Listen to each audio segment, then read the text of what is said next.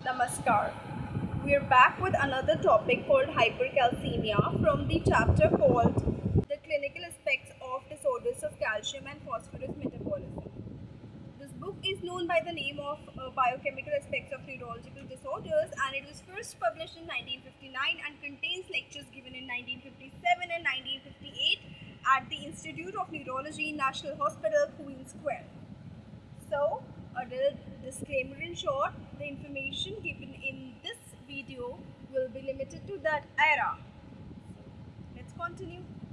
तो जो पहला इंट्रोडक्शन ऑथर देते हैं और जो कि हमें भी बहुत क्लियर है या होना भी चाहिए कि जो इंक्रीज सीरम कैल्शियम के इफेक्ट्स हैं नर्वस सिस्टम पे वो ऑपोजिट होंगे किसके, जो डिक्रीज सीरम कैल्शियम के इफेक्ट्स होते हैं नर्वस सिस्टम पे, यानी हाइपरकैल्सीमिया के इफेक्ट्स जो है हाइपोकैल्सीमिया के इफेक्ट से अलग होंगे, ऑपोजिट होंगे, डिफरेंट होंगे।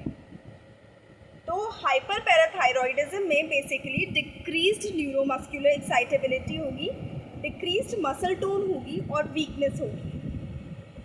मैनिफेस्टेशन जो है हम स्केलेटल मसल में भी ऑब्जर्व कर पाएंगे, और कैसे, with weakness of the limbs और इन स्मूथ मसल्स।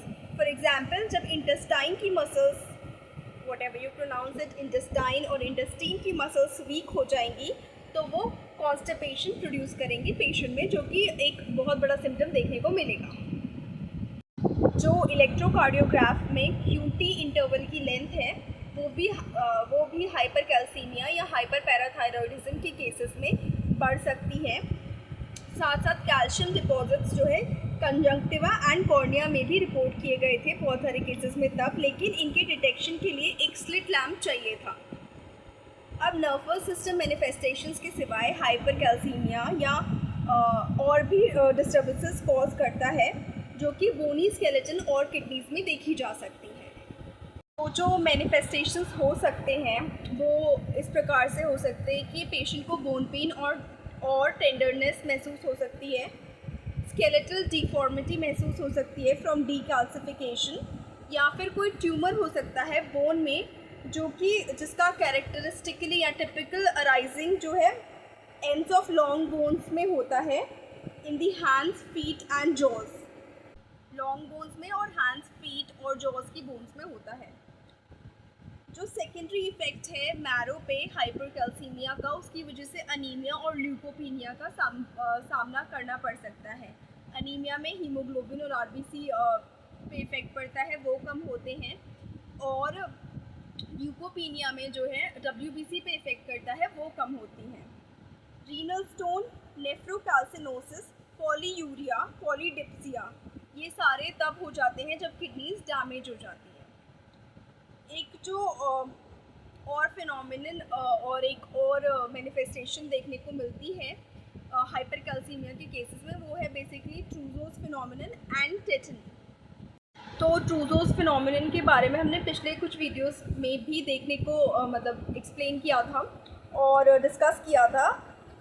तो सिंपलेस्ट क्लिनिकल डेमोन्स्ट्रेशन जो है टेटनी का देखा जाता था उस वक्त, वो है ट्रूजोस फिनोमिनन। उसमें क्या होता था, जो जिस पेशेंट को टेटनी है उस पेशेंट के आर्म पे, अपर आर्म पे यदि अराउंड 200 mmHg प्रेशर लगाया जाएगा तो sensation of tingling in hands and feet develop हो जाएगी, जिसके बाद development of painful cramps in the distal muscles of the limbs भी देखने को मिलेगा। ऑथर ने एक ऑब्जर्वेशन कोट की है, एक जो बाई चांस ऑब्जर्वेशन हुई थी एक पेशेंट में ड्यूरिंग वीनस एक्शन, यानी वेन के काटने के वक्त। ये कंक्लूजन उन्होंने निकाला कि जो प्रेशर हम डालते हैं नर्व ट्रंक्स पे या ब्लड वेसल्स पे लिम्ब की, उनकी वजह से स्पैज़म होता है एट विल। ल्यूइस ने डेमोन्स्ट्रेट किया था कि स्पैज़म जो है इस्कीमिया की वजह से होता है। किसका इस्कीमिया हो रहा है?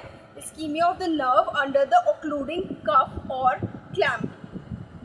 इस फिनोमिनन के बारे में बहुत ज़्यादा जनरल एग्रीमेंट था उस वक्त के फिजिशियंस के बीच में।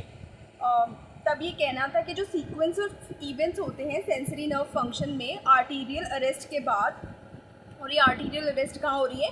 एल्बो के ऊपर हो रही है हेल्दी सब्जेक्ट्स में, वो ऑलमोस्ट सिमिलर होते हैं, उस पर सब अग्री कर रहे थे।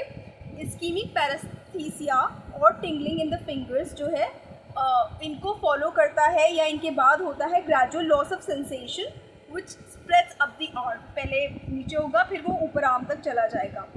मिस्टर कुगलबर्ग ने ये ऑब्जर्व किया था क्लिनिकली अपने केसेस ऑफ टेटनी में कि आर्टीरियल अरेस्ट जो होता है एल्बो के ऊपर वो normal sensory manifestations of ischaemia cause करता है, लेकिन जो चेंजेस अकर होते हैं वो अर्लियर देन नॉर्मल होते हैं।